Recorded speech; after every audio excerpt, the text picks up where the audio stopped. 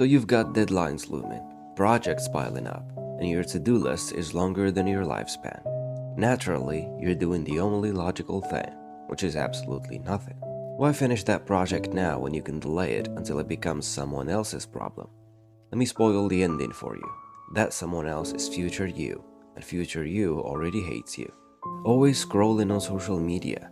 Is it so important for you to know what Karen had for lunch?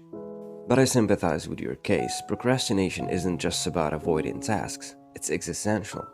How can you fight your mind when it's saying, why should I do this now when time is a flat circle and nothing I do will outlast the heat death of the universe?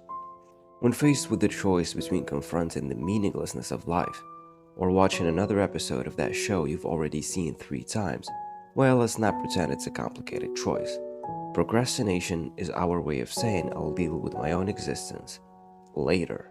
We all know procrastination is bad, and yet here we are, watching videos about how to stop procrastinating while procrastinating. It's the ultimate irony because deep down we're all just trying to delay the inevitable. Society tells you to be productive, to achieve, to succeed, seize the day. Sure, but which day? Today? Tomorrow?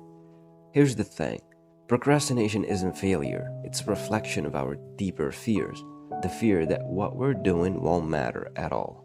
And that's okay because in the end, we're all just trying to navigate this absurd existence. So the next time you find yourself avoiding that important deadline, don't be too hard on yourself. Try and take it one delayed thing at a time. So why do we procrastinate? Psychologists might tell you it's rooted in fear of failure, lack of time management, or perfectionism.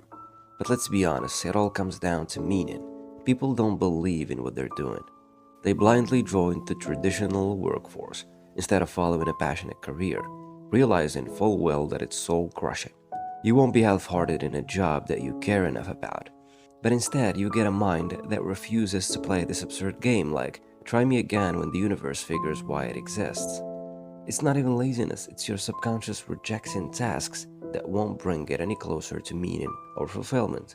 What else can signify the quiet defiance of a mind long worn down by the grind of existence, treading the same well-worn path, driven not by passion, but by the hollow call of necessity, until in moments of stillness it drifts momentarily, freed from the weight of obligation. It is in these fleeting lapses, these gentle rebellions, that it glimpses a strange kind of liberation, one bound by ironic chains. Is it any surprise then that when faced with the relentless demands of life, the soul embraces the whimsical, the absurd? Untethered for just a moment, wanders into realms more meaningful than the mundane, lingering in the spaces between purpose and futility. Here it makes a quiet peace with the inevitable return to duty, while knowing deep down that much of what is asked of it holds no real claim. So will the soul remain in mere idleness, never celebrating an act of rebellion against the suffocating rhythm imposed upon it, not even a tender moment of surrender to its own passion? In hesitation, in deliberate pause, it proclaims not the freedom it was given. And so the cycle continues as it always does, with it ever on the verge of action, yet content for a time to linger on the edge. Viktor Frankl suggested it is not the action we fear but the lack of meaning behind it. We hesitate, not because the work is difficult, but because in the grand scheme of things we question its value, and in this void we are paralyzed, not by the task itself, but by the existential dread that lurks behind it. Jean-Paul Sartre argued that in a world without preordained meaning, we are condemned to be free.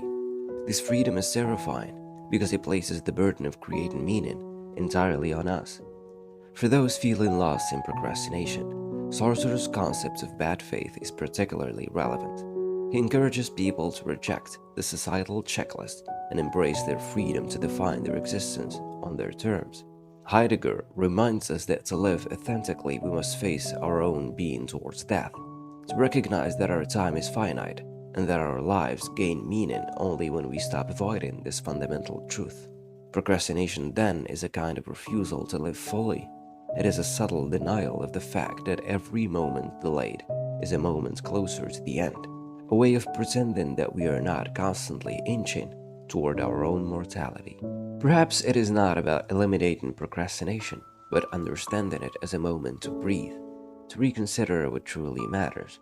So when the weight of expectation looms, remember, it's not about doing more, it's about doing what matters.